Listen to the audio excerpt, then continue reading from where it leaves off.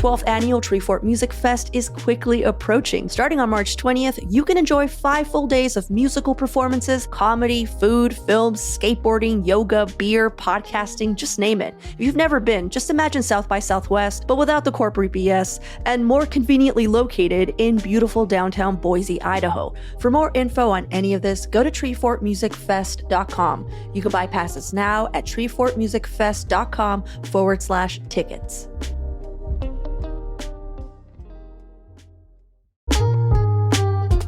Ilana Glazer, co-star and co-creator of the cult comedy hit Broad City, is coming to Portland on February 9th. That's this Friday at the Newmark Theater right next to the Schnitzer. Tickets are going fast though. The later show is already sold out, but you can still get tickets for her earlier 5:30 p.m. performance over at www.portland5.com. That's Portland5.com. But you better do it quick though, because that's definitely going to sell out too.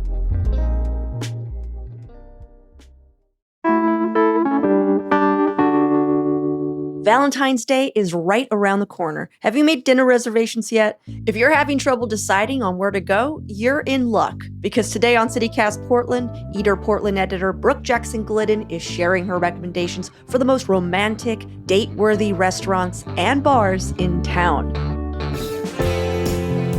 It's Monday, February 5th. I'm Claudia Meza, and this is what Portland's talking about.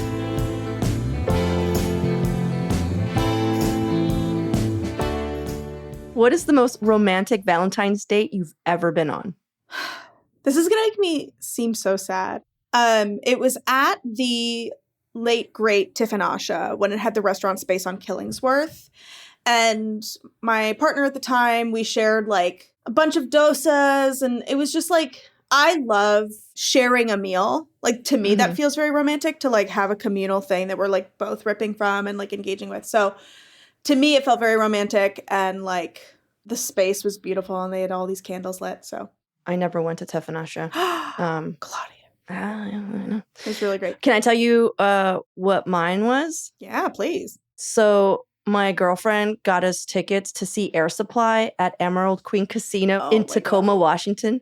And I guess, Brooke, this is crazy. They do it every Valentine's Day. That is Air Supply's Valentine's thing that they do. Tacoma. They're set on Tacoma. Yeah. Yeah. And they're like Australian or something. And I'm like, they go all the way to Tacoma on Valentine's Day. Beautiful Tacoma, Washington. I love that. You know, Tacoma is for lovers. I've always said that. You have always said that. That's what I know about you, Brooke. Yeah. So do you think Portland has some romantic restaurants? Totally. Yeah, I think so. I mean, when I think about this question, I wonder if it's like people have these images of like the East Coast Italian restaurant where you're like sharing a plate of meatballs or something.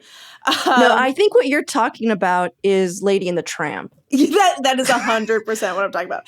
A children's movie about dogs is ultimately height of romance to me. But no, I think that we absolutely do. I don't know. To me, romance has a lot to do with like vibe, like low lighting and maybe like soft, cozy sort of energy, candles, lamps, you know, really nice florals. I don't know. It feels very atmosphere based. And then like, you know, in terms of food, to me, it's really romantic to, like I said, like share food. So I like sharing some sort of central plate.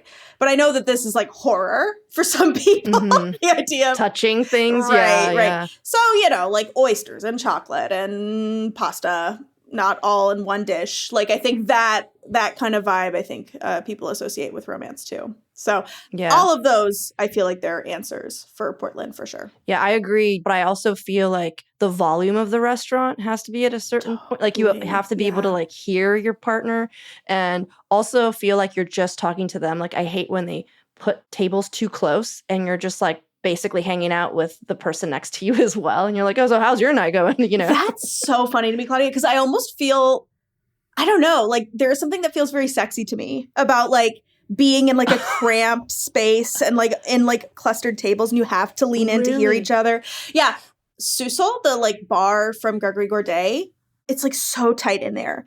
And I feel like you have to like, you sit at these little banquettes and you have to like lean in. And, but I get that. Like it does suck to be on a date and like you cannot hear the person that you're there with. So you just said Susel, which is a bar, but I'm curious what your top 3 most romantic restaurants like what you would recommend for Valentine's this year. Yeah. Could we break them down by price point? Yeah, Maybe yeah. like most expensive, kind of medium, and then like we might be going Dutch on this. For sure. It's really tricky, right? Because I think that like when you're going for vibe, people charge more for that kind of vibe. But my solution, which is maybe cheating, is to do something that's like a dessert. You know what I mean? Like going to a place, getting a dessert and 2 drinks. You will not spend that much money. It will feel very romantic. And my answer for that is Libre. It's the new dessert bar on Clinton. The desserts there are like spectacular. Gabriela was a pastry chef, and it really shows. It's like all of these like really intricate desserts with all these different components, all these really cool ice creams. She's a Mexican-American chef, so like incorporating a lot of Mexican flavors in her desserts. And then like they have really great cocktails and non-alcoholic cocktails. And it's like gorgeous in there. They have, again, like these really beautiful florals. I think like that is a really good way to not spend that much money, but feel like you're doing something romantic. Oh my God, this sounds like a place I would love. And their little tagline is Mezcal y Postres. And I was like, yes, that's perfect. Yeah. Yeah, and the vibes there look immaculate. It's so dark and like the wallpaper is awesome. Yeah. I want to go there. It's so pretty there. This is a great find. Yeah. Again, pastries here are so, so special. I think it's like, it's new. So I don't know if I can totally say underrated, but it feels really underrated to me. Mm-hmm. I also feel like, again, to go cheap, you could do like Driftwood Room or like someplace that has a really good happy hour that still has sort of pretty vibes, like the Box Social. You won't spend a ton of money. And it does feel like sexy, romantic. I think the Driftwood Room has been like famous for affairs for like a century. It's in a hotel. Yeah. You go upstairs. Right. Listen. Oh, wow. So yeah, I love the Driftwood Room. Yeah. So I mean, I think that's like kind of my answer for romantic, but probably you're not spending a ton of money. I think like middle of the pack, and these are actually restaurants, maybe more bars actually. Okay. Well, I think the food is good enough that I'm going to consider them restaurants. Are Heavenly Creatures and Scotch Lodge. I think you can easily go to these places and get dinner and have it feel like dinner. Right. Really beautiful. Heavenly Creatures.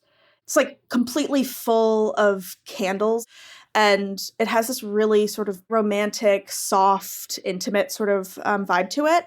And the chef there is Aaron Barnett, who owns St. Jack.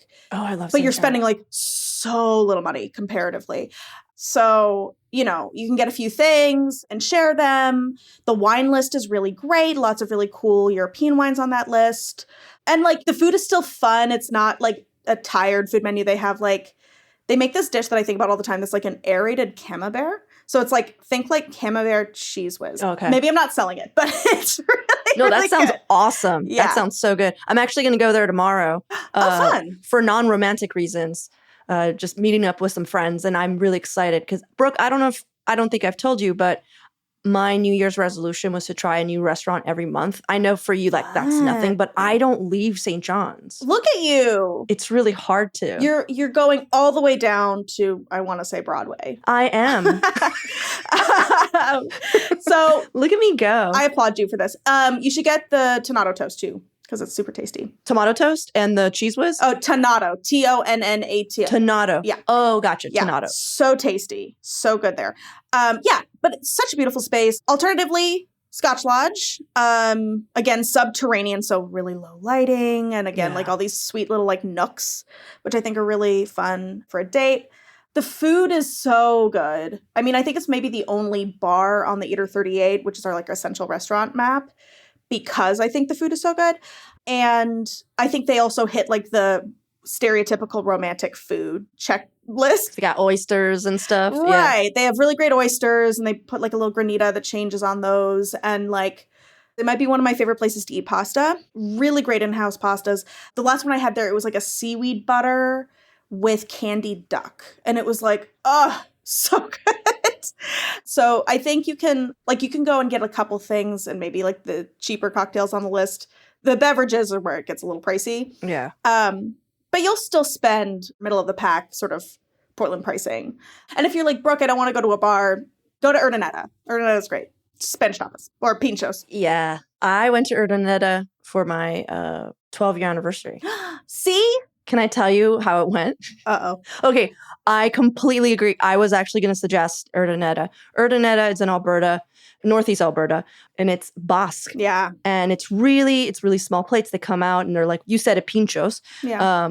Here's where it didn't work for me. Okay. Is the tables were a little too close to other people. We had lovely neighbors. We got along with them. We talked. Again, I was having a date with them as well.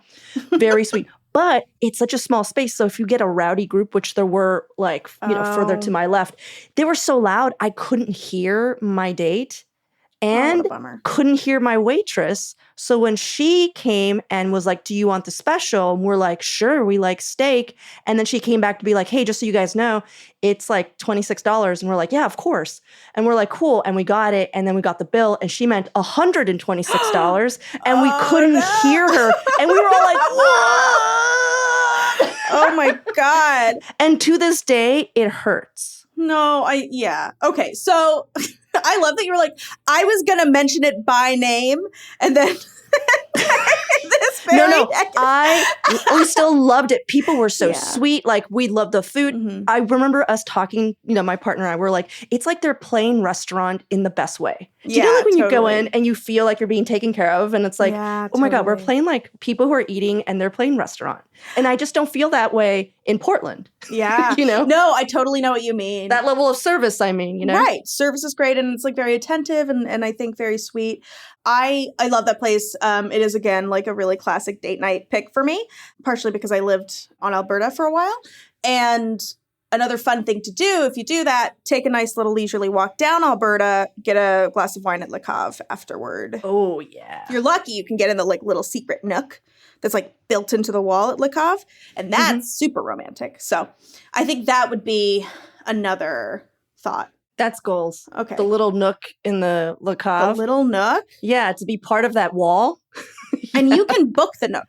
I have a feeling it's probably booked for Valentine's Day, Oh, but no. you can reserve it, which I think is big brain. Book the nook. Book the nook. Book the nook.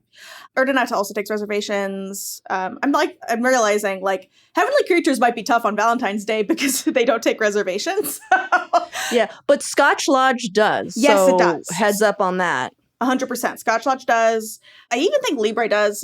You can like make a reservation through the website. So definitely think ahead, babies. Like you don't like try to take someone on a walk-in on Valentine's Day. The servers will hate you. No, they won't probably. I don't know. I don't know. I don't know. I'm just talking. All right, well, let's take a quick break here. And when we return, more picks for romantic dining.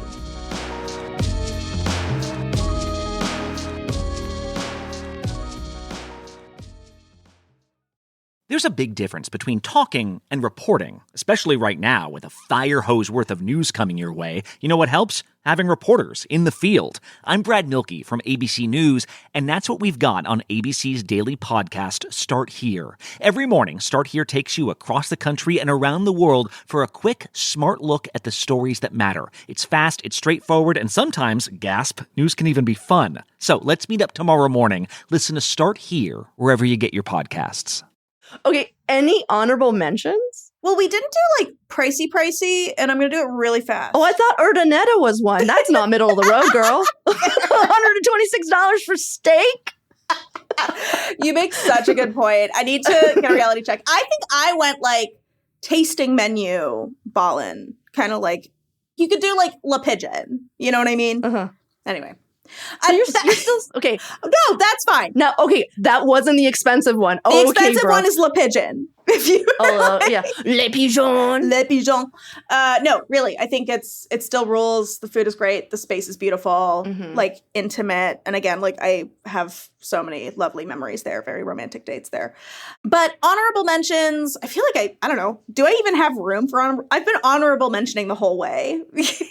You know what, though, Brooke? I know you have so many. You can give me 2 honorable mentions. Just in case, because here's the deal. We said some heavy hitters. For all we know, they're probably already booked for Valentine's Day, you know? So true. So let's get some honorable mentions, some places that are just as good, and you might have more of a chance getting in. Okay, love this. Even though I just mentioned another Aaron Barnett joint, I really do think that St. Jack is serving romantic anniversary dinner-y vibes. There's just something about like oh, we're going to get a seafood tower and we're going to like eat in this beautiful sort of space and we're going to eat steak frite and, you know, like I think like that energy for a date night, I feel like that's St. Jack for sure. I also think, again, it's like for what you have mentioned explicitly, Claudia, you'd be like, absolutely not. I don't want to do that. That's going to be too loud. But what is it? I love to go on dates at Expatriate. Oh, I love Expatriate. I don't think Expatriate. Yeah. It does feel like the vibe in there is so cool. I really like it for first dates, but I do think it'll be a fun one for Valentine's Day. And again, like super good food. And like those nachos are still great. And again, I like to dig into a thing. So I feel like that would be a fun one for Valentine's Day for sure. And you'll drink a really great cocktail. And if you're like me and you have a very tough time picking things, you get the diplomatic pouch. They ask you a few questions. They make a drink for you. Yeah, you could also do a little hop over to Gabbiano's if like you wanted to. Oh my gosh, yes. Gabbiano's is like an Eater Portland team favorite. So we did our like Christmas dinner there. That sounds awesome. Before we wrap it up, I'm curious, like, are you doing anything special for Valentine's this year? It is in my boyfriend's court to plan Valentine's Day. So, okay. Because I pick restaurants almost always. I have a feeling he's gonna cook for me. Oh, that's sweet. Have I told you about like our first conversation and like what he brought to our first date?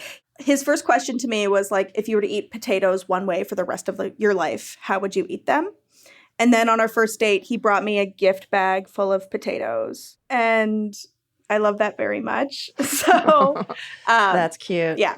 Our first date was at the Houston Blacklight. Gotcha. Which I also think would be a very fun Valentine's Day. That's over in Southeast, right? Clinton? Yes, Clinton. Everything fun is on Clinton. Don't quote me on that. Well, now I got to know, what was your potato choice? Mashed potatoes, because if I'm craving mashed potatoes, I'm not in a good emotional place and like nothing else is going to work. I feel like if I'm craving fries, like I'm probably drunk and I can eat like a mozzarella stick. If I want like potatoes au gratin, it's like probably because I'm feeling nostalgic and I can eat like prime rib or something. Mashed potatoes are like, I need to like eat them straight out of the pan and watch 14 hours of RuPaul's Drag Race. So nothing else will do. They'll always bring you home. I hear what you're saying. Well, thank you, Brooke, for all your suggestions. And I hope that you have a really good Valentine's Day. Thank you. I hope you have a really great Valentine's Day and you don't end up accidentally spending $120. $126. 126 American dollars. Oh my God, it still hurts. No. I'm so sorry. It's okay. Let's heal together.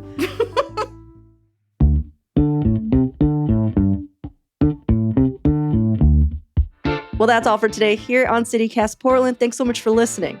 We'll be back tomorrow morning with more from around the city. Until then, see you with Slims.